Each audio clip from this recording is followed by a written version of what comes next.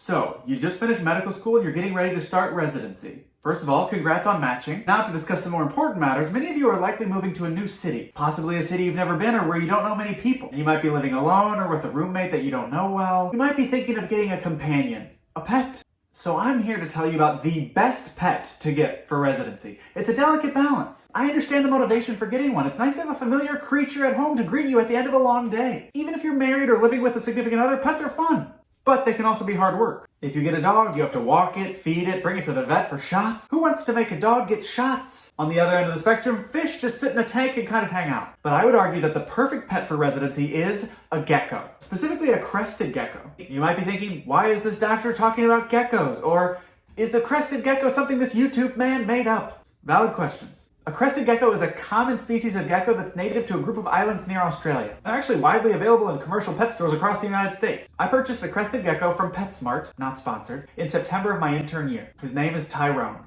He's named after this guy. Leave me a comment if you know what movie this is. Hint, it's the greatest movie of all time. But I've had Tyrone the crested gecko throughout my residency and now throughout the first year of my fellowship. And I've had a great time with him for 3 reasons. He's fun, he's low impact, and he's practical. I think reptiles are really cool in general, but Tyrone is cool looking and he does cool stuff. He walks on the glass of his cage, he can jump from branches to the glass to his food dish, and he can hunt down crickets like a freaking lion.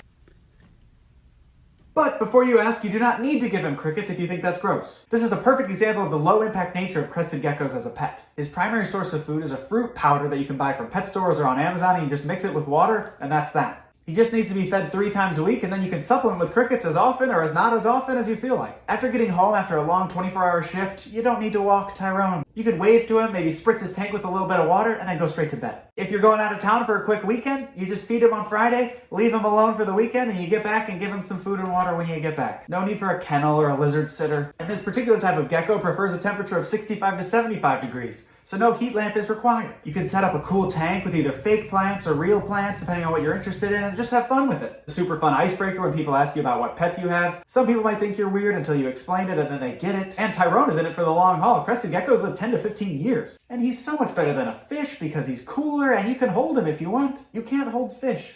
Don't do it. Don't even try. Or if you're the kind of person who doesn't really like to touch your pet, like me, you can just peacefully watch him through the glass and he'll be fine with that. Win, win, win. I rest my case. If you have any follow-up questions, please let me know in the comments. You could like this video if you like it, and feel free to subscribe. Thanks and have a nice day.